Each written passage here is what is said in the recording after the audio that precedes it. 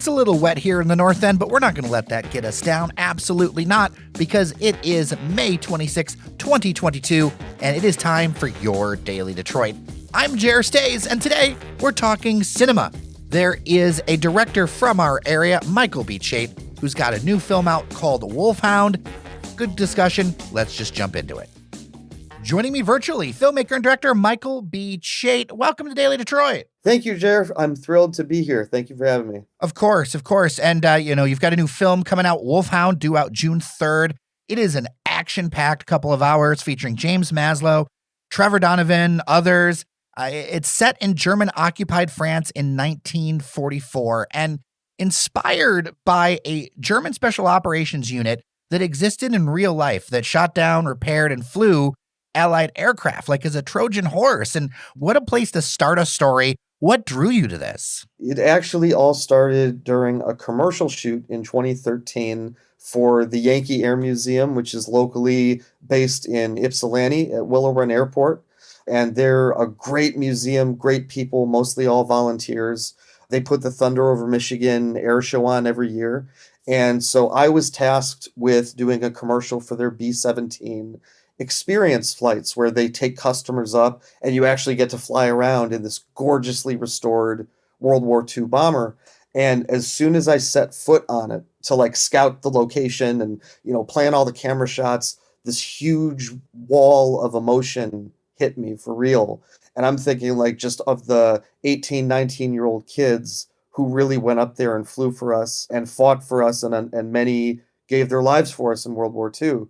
And I thought, there's something here. We got to make a movie out of this. So we tried to find a story, like an anchor in history, so that we could do historical fiction, but based on reality. And my writing partner, Tim Ritchie, he found this article online about KG-200, the Luftwaffe squadron that actually did this. And within 5 seconds, we both agreed, that's the movie. That's it. Because we've never seen a movie that really covered that before. Yeah, and the thing is about it is that it helps drive all the rest of the story, too. It gives it an immense sense of realism that I'm not used to in a lot of these kinds of movies. Well, thank you for that. We were definitely going for a blend of as authentic as we could possibly make it, down to, the aircraft, definitely the uniforms, the weapons, even certain, dialogue phrases, everything like that, but also in the spirit more of an Indiana Jones than a Saving Private Ryan. We really wanted to give a great adventure story as well. And so with the authenticity, I cannot thank the Air Museum here and the Military Aviation Museum based in Virginia Beach. They provided 6 out of the 7 fighters and bombers. I mean, it doesn't get more authentic than that. I'm still pinching myself that we were allowed to use the real fighters and bombers, the real aircraft from back then, which are priceless historical artifacts. So we had to be very careful with them. I mean, how did you pull that off? How did you pull off doing that? The first thing I did was a 2-step process.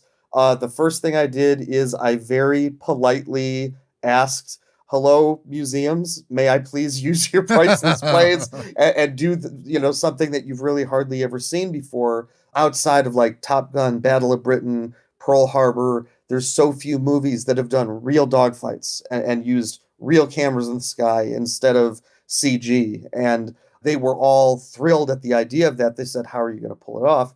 And step 2, we brought in Craig Hosking, who was the aerial coordinator from Dunkirk. He flew for Pearl Harbor, and he does all of Christopher Nolan's movies. He's either the helicopter pilot or the aerial camera pilot. And I pitched him the movie. I said, "Here's our crazy idea. This is what we want to do. We cannot do it without you. There's maybe 2 guys in Hollywood that can do that." And thankfully he said yes. And he came down to Virginia with us, and he created some of the most, I'm biased because I directed the movie, but some of the most spectacular aerial sequences I've ever seen. Yeah, they are breathtaking. It's the kind of thing where you're just am I watching real life or a movie? And it really adds a lot to it. Speaking of the roles and authenticity, talk about the cast a little bit. Where did you pull that cast together, and kind of why did you pick who you did? Well, James Maslow is our hero and our main leading man.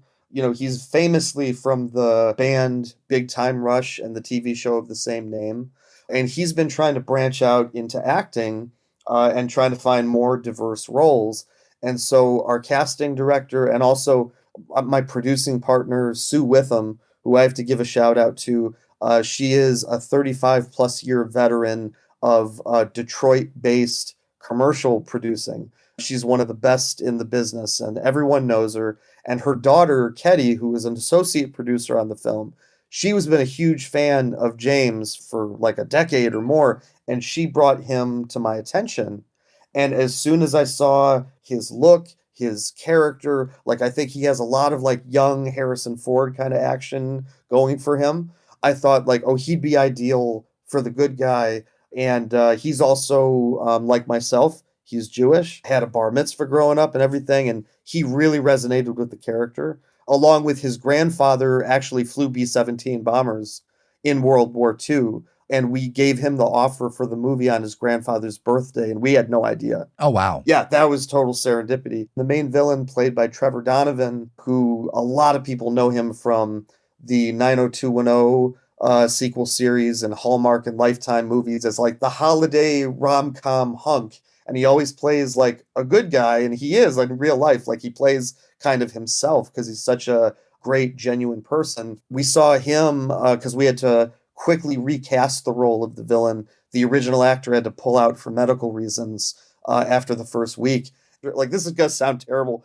I could picture him as a villainous Nazi. Like, he had the look, the physicality, and just like James, he wanted to branch out and do something different. No one's ever given him a villain to play. And both of these guys sank their teeth into it so hard. I feel like their acting is impeccable. And then very quickly, humongous shout out. Most of the rest of the cast are local rising stars in from Metro Detroit and Michigan and Chicago. And I have to say, like, again, I'm biased. And this is nothing against like most movies in general. But there's usually some like not as good acting here and there and like bit parts or one liners. I think everyone kicked ass. There's not a single like weak link in the whole cast, in my opinion, and we were blessed with that. I want to touch more on the local components and such in a minute, but you mentioned this idea because when you're talking about World War II, you cannot take out the parts of the Jewish experience, the Holocaust, things like that. And I am very committed to no spoilers. It's part of why I haven't gone heavily into the plot. But what about that was important for you to help tell and kind of touch on that story?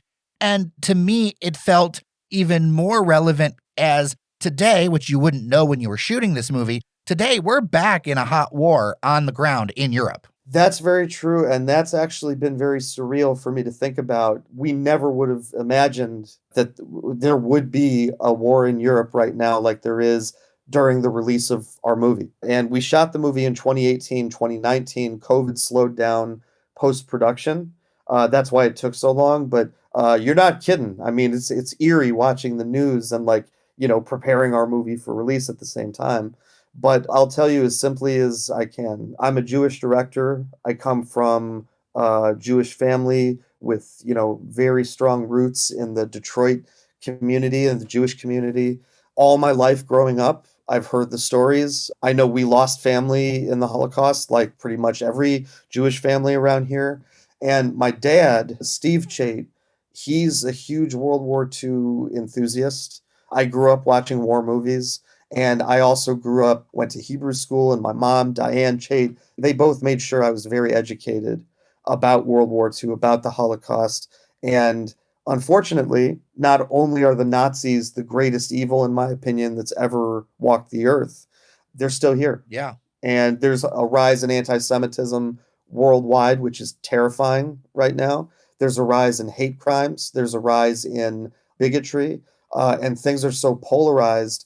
Even back in 2018, it wasn't as bad as it is now, I think, but I genuinely wanted to make a movie that wasn't just a fun, badass action movie, but that did remind people, don't forget this so it doesn't happen again. And that's why I won't spoil it either. There's a few scenes in particular, which I'm sure, you can recall right now, that were extra hard and extra emotional and uncomfortable on purpose because we really wanted to try and hammer that home just so the audience had the weight of World War II, is just as much as the fun that we're doing and the big action and the larger than life world. I wanted to make sure the real emotional weight carried through the whole movie. Well, it's a great place to kind of that, right?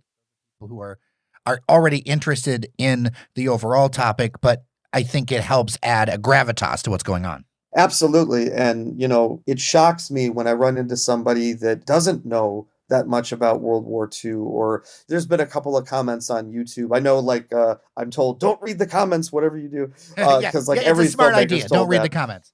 Exactly. But because I'm a genius, I read the comments, and there were like one or two guys saying like, "Oh, why do you have to rehash this again? Do we really need another Jewish hero in the movies, or do we really need to do a World War II story again?" And just seeing that made me think, yes, even more so now. Like, because I'm seeing that kind of reaction, I'm even happier that we made this movie. For sure, for sure.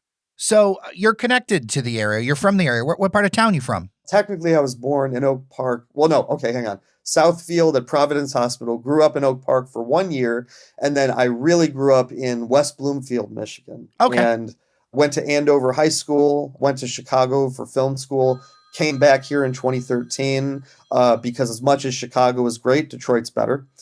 Just the whole filmmaking network around here, it's like the best kept secret.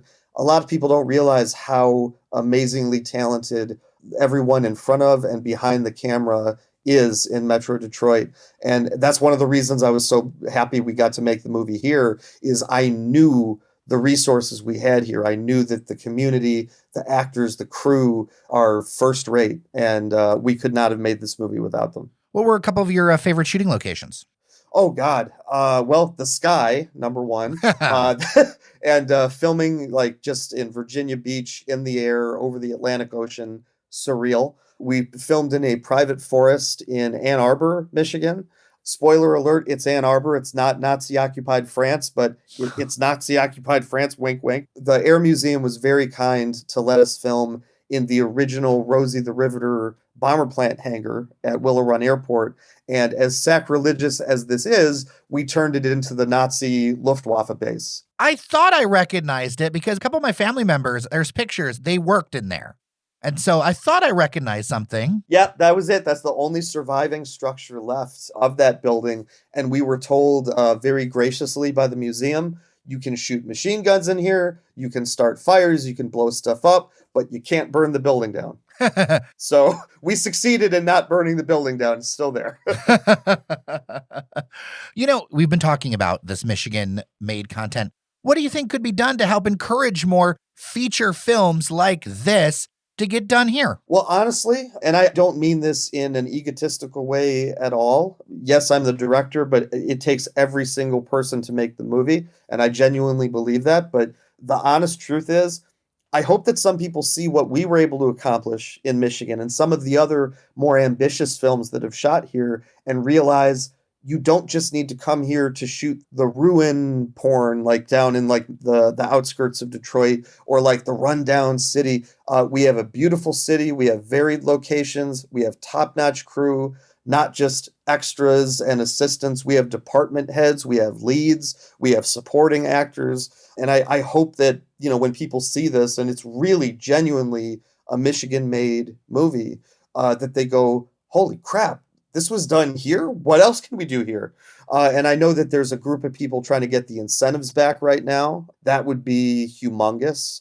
I mean, you know this probably as well as anybody. So many gigantic figures in the entertainment business and music and film, they've come from Detroit, or they've come from places in Michigan. Like Francis Ford Coppola is from Detroit, going way back. And, I hope that some people realize, instead of just, waiting for people to migrate out to LA, maybe give us a chance here too. Maybe give people the opportunity. Okay, let's see what you can do shooting in the state instead of chasing tax incentives around the country, because we've got everything you need right here. I sound like a commercial right now. I just realized. Well, but you know what? There's so much great history here tied to it. Just for an example, literally around the corner from the studio that we're talking that I'm at was the childhood home of James Lipton of Inside the Actors Studio. He's from Detroit, Really? Right here, like literally the next block over. You know what? I didn't remember that. I remember the trivia that he was a pimp in France for a short amount of time. I did not realize that he was from Detroit. He was a pimp in France from Detroit. There you go. Excellent. That sounds about right. Yes. Well, Michael B. Chait, I really appreciate all of your time talking with us. Remember to go check out Wolfhound, due out, as I said, June 3rd. And I appreciate you and your time and doing this stuff in the state. Thank you so much, man. Thank you for having me. This has been a lot of fun.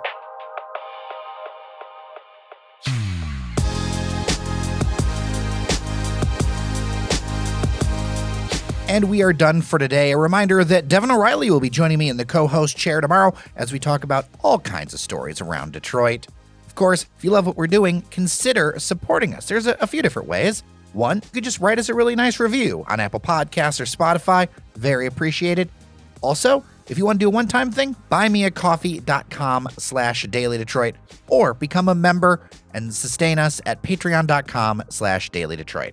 All right, with that, I'm Jairus Days. Remember that you are somebody, and we'll see you around Detroit.